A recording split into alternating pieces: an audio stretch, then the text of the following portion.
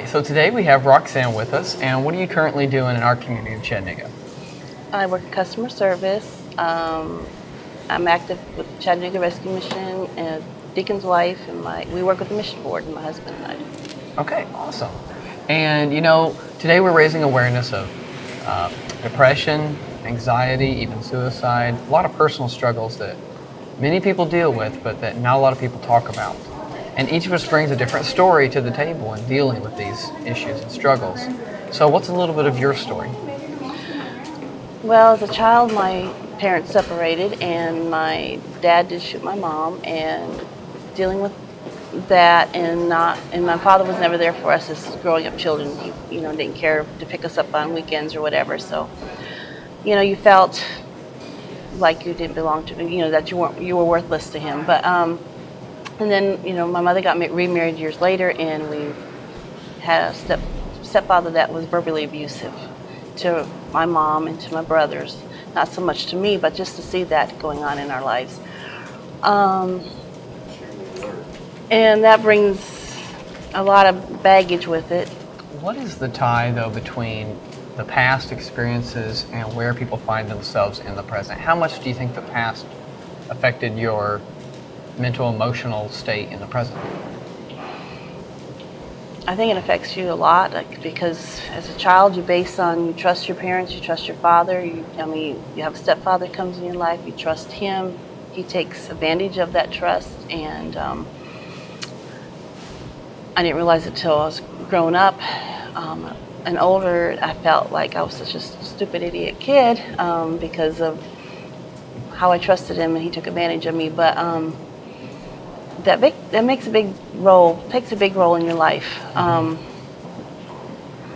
It gives you insecurity, it gives you your values down. You don't have much to look upon yourself. You don't think you have any value to anybody. Especially to yourself, because you're really critical. Critical of yourself? Yeah, critical of yourself. Because I find I'm a very sensitive person. I want to please everybody, and it's hard to say no. And I think some of that too is, from my past, from, even times and things that happened with my stepfather. I didn't want to make him feel uncomfortable. It didn't matter what I felt, or feel rejected. It didn't matter what I felt. I worry about what other people feel. And I think that does do a big play on your life and how to deal with depression and the emotions that you have. Because you're always worried about other people and what they're thinking and how they may feel. And you forget about yourself, and you just push stuff behind, and you move forward. And then when you get older, or when things trigger in your mind about the past and why you may feel this way. Holidays are my worst times of the year, especially Thanksgiving, Christmas, mainly Christmas. And I think that a lot of that is because of the actions of my stepfather during that time. Always ruined our holidays. So, to me, I just want to skip over it. Let's not have it, But as long as I'm busy doing for others, I'm doing great. But I do battle a lot of depression during that time. When did depression really start finding its way into your life? Was that as a child, as an adult, or teenager? More so as an adult. Because as a teenager, I pushed everything aside, like I say, and I was busy in school, trying to graduate from high school. Had a boyfriend who I married as my husband, and so I had everything at that time. I was content with everything, and so I don't think I had times where I battled depression, because I do remember, my husband would give me money to go buy you something, help lift you up, which, I forgot. You forget about these things, but they pop up in your mind years later. But the worst, I think, was after having my kids, because it made a big change in my body chemistry, and I fought more with depression then. I ignored it. I said I didn't have it until I started having heart palpitation stuff. And a lot of this stuff happened when we were out of the country, and I had to fly into the States for doctors to check what was going on, and they couldn't understand what was going on either. But I had heart palpitations. I had a lot of anxiety and depression, which I was in denial of. And to this day, we still don't know what caused the heart palpitations.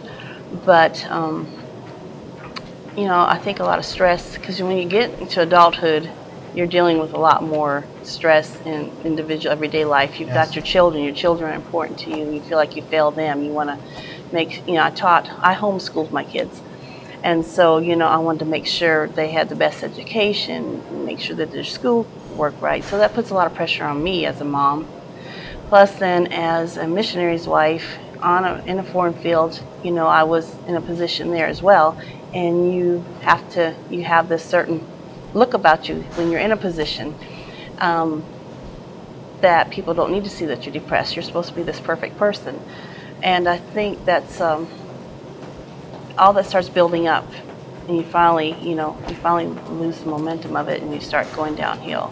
So I would say more so all this happened more as an adult after the kids, and then when little things happen in my life, it would trigger the extra stress, and you know, depression would kick in, you know, and not wanting to live, and you know, different things like that.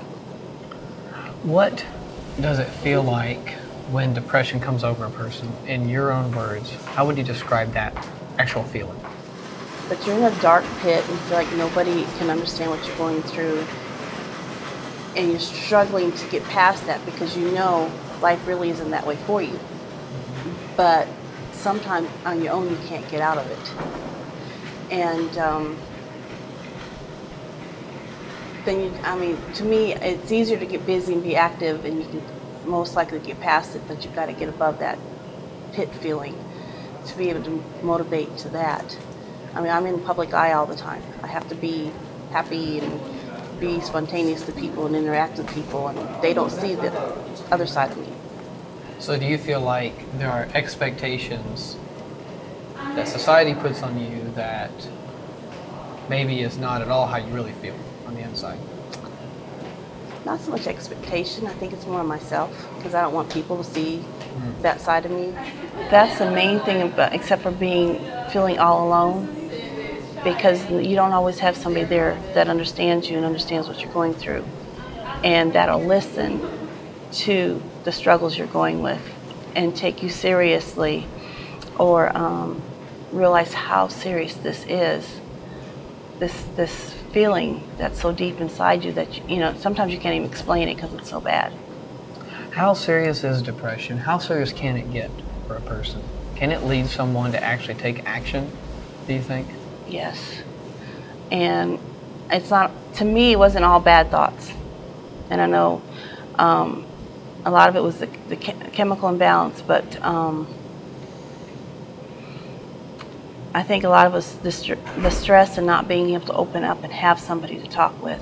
Right. If I could have talked it out and had somebody be able to listen to me, felt like, you know, they felt I was still the same person who they see, and not judge me for being a weakling or a psychopath or whatever, you know, right. It would have made a big difference in my life in maybe coping with this sooner. Right. What are some of the resources then that a person can kind of pursue, maybe like even medicine or counseling or faith or support groups? What have you found that's worked for you? I've got several different books out there, because I do believe in medication if you need it, but I also believe there's natural ways of doing it as well, which I'm going down that avenue right now. Resources, as I would say, as other people that go through depression and what they've dealt with in it and how they pulled through it has really helped. And watching different, you know, there's different videos on YouTube and stuff where people have pulled through, and just seeing how their lives have changed. And so, I mean, there's no direct avenue per person, because in my Christian faith, even though I'm a child of God, I still battle depression. We still battle different things, and you know, a lot of people think we shouldn't, but we're still in our old bodies, and we still have these physical needs or problems that arise because of the imbalances in our lives, and that's chemical imbalance, not just Right. everyday life imbalance. Right. And I think that's the biggest thing, because you have so many people that don't want to admit, that they need the medicine, but sometimes you do. If you feel like me, researching and studying this and realizing there could be a vitamin deficiency or anything like that in your body that can cause it, if you can straighten it out that way, it's best to get off the medicine and do it naturally, and change your diet, change the stuff that your vitamins and everything you're taking. I've read different books. I don't know the titles of them right now, but I've different books out there that show you both sides and shows you that there is help and that people do not think you're crazy, and just having a good support group to help you and realize others that are dealing with depression. Right. So there is a sense where some of these feelings are normal or natural or a result of natural things that have happened in our life. Because I think some people maybe feel alone, maybe they're the only one dealing with this, they feel weird, or like they're going to be viewed that way, or viewed as a clinical case that just needs, just written off as a crazy person, Right. And they don't realize that 1 in 10 Americans suffer with depression, according to the CDC, things like that. What would you tell someone maybe that's sitting here watching, they're struggling, and maybe they haven't talked about it to anyone or to many people, at least, even their closest friends? What's a step they can take to start dealing with the depressive feelings they may be struggling with? Be open. I'm opening up more. I mean, I was in a situation where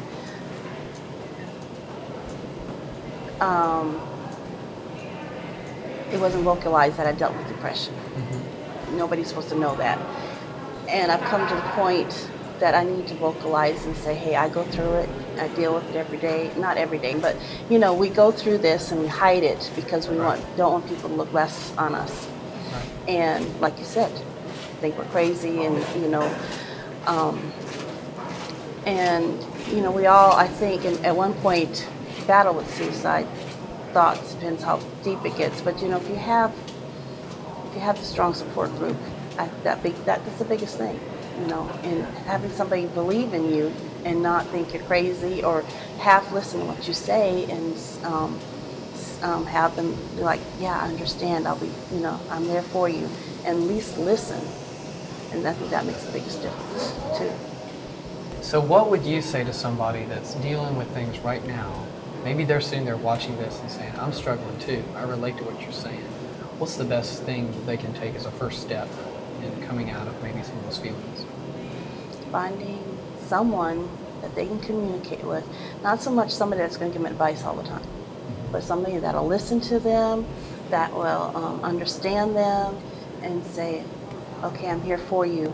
I think that's the biggest thing that's helped me, because I haven't been understood when I was on medication, which I'm weaning off now, that it was wrong because I'm on medication, and I basically kept it hid because I was being judged by what I was doing. But it's finding the right support group and then reaching out to others, because the more you do for others and more you make them aware, you find somebody else that's fighting depression or whatever, then you're not thinking about yourself. Right. You're thinking about that other person and trying to help them deal with the problems that they have. And so you're forgetting yourself. You're starting to think and reach out to others. And I think a big key is not always thinking about yourself, but doing for, and not so much, doing for others that you wear yourself out, but doing for others that help encourage you and help encourage them. Because when you see the joy in their face because somebody believes in them, that makes such a big difference. Right. Wow. And it'll help yourself as well. Wow. But I mean, if it's something that you have to do with medication, you need to do that first.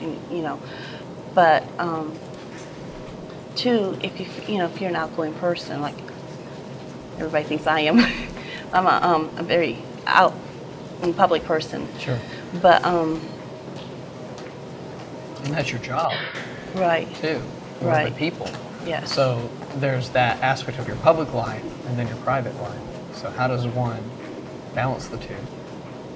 You find yourself putting on an act or one life in front of people, and then actually there's something else? Or? sometimes I'm not a good actress. So usually you see what you see is what you get. But if I'm involved, people stir me up and get me to where I am. If I'm around somebody who's energetic, I will get out of that dump of depression if it's not severe.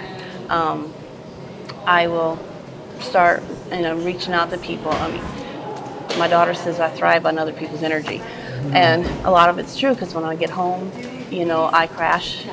I have to have my time alone, and that doesn't necessarily mean I'm fighting depression at that time. It's just that I have to regenerate the energies within inside me because I'm totally zapped out from being who I was in public all day long. Right. Well, that's very helpful. I think that would really help somebody that's in that situation right now. I think we have a lot of people that feel like they're living a double life and they don't know how to really deal with the inner struggles, that they're facing. So if we are looking at somebody face to face and they feel down with the whole depression aspect of things, any closing thoughts as to what they can think about themselves? They are fearfully, wonderfully made from God. And each person is individually different in their personalities and their makeup. And we have to accept ourselves for who we are.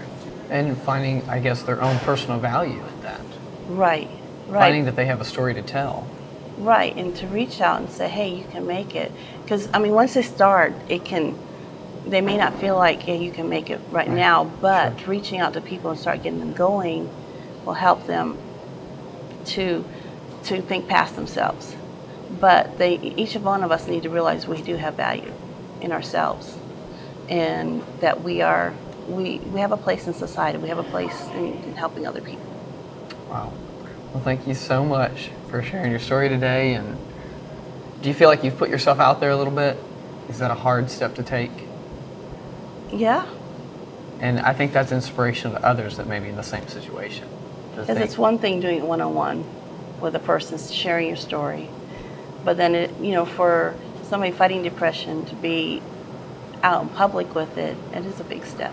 Other people need to know awesome that there's hope. Awesome. All right. Thank you so much.